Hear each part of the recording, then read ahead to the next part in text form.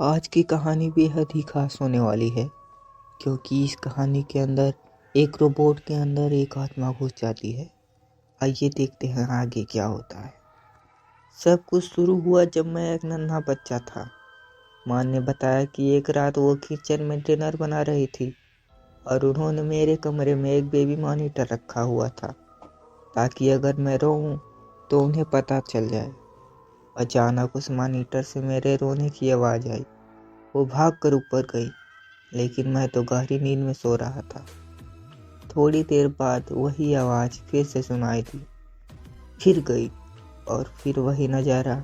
मैं बिल्कुल शांत था। अब उन्हें लगा शायद मॉनिटर खराब है।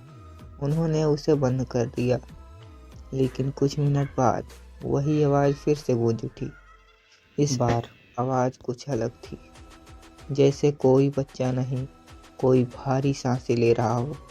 और धीरे धीरे वह रोने की आवाज़ चीख में बदल गई।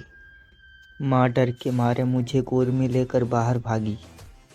पापा को फ़ोन किया। जब तक पापा घर पहुँचे, वो मॉनिटर अब भी चालू था और उसमें से वही भयानक चीखें आ रही थी।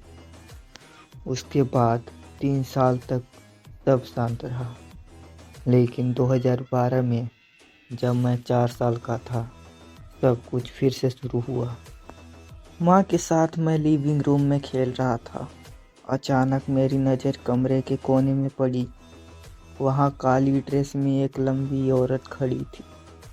मैंने मासूमियत से पूछा, मम्मी ये औरत कौन है? माँ ने कहा, कौन औरत? यहाँ कोई नहीं है। मैंने कांपते हुए कहा, मम्मी वो आपके पीछे खड़ी है और गुस्से से देख रही है।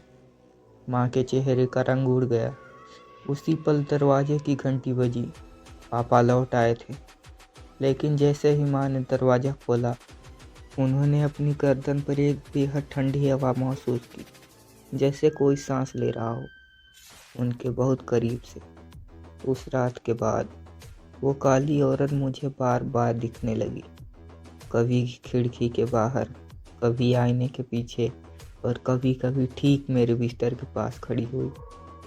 माँ ने बहुत ओझा पंडितों से इस परेशानी के लिए साझा किया, लेकिन किसी ने कोई मदद नहीं कर पाया।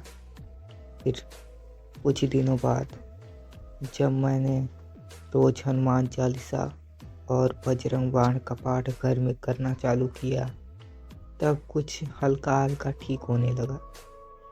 कुछ दिनों बाद वो काली औरत फिर से आ गई, लेकिन इस बार मैंने ठान लिया था कि अब तो डट के मुकाबला करना ही पड़ेगा।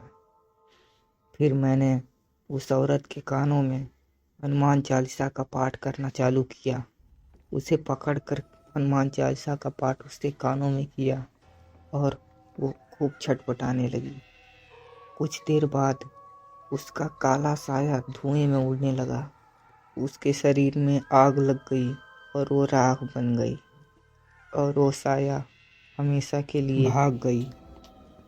कुछ काम ऐसे भी होते हैं जो खुद हम ही सॉल्व करते हैं, उसके लिए किसी अन्य की ज़रूरत भी नहीं पड़ती, लेकिन हम अपनी शक्तियों को जान नहीं पाते और भगवान से विश्वास उठा लेते हैं। अगर आपको ये सच्ची घटना अच्छी लगी हो तो हमारे चैनल को सब्सक्राइब करें और वीडियो को लाइक करना ना भूलें। और हाँ, हमारी कमी को हमारे कमेंट में ज़रूर बताएं, जिससे अगली वीडियो और ही अच्छी बन सके। धन्यवाद। Thanks for watching.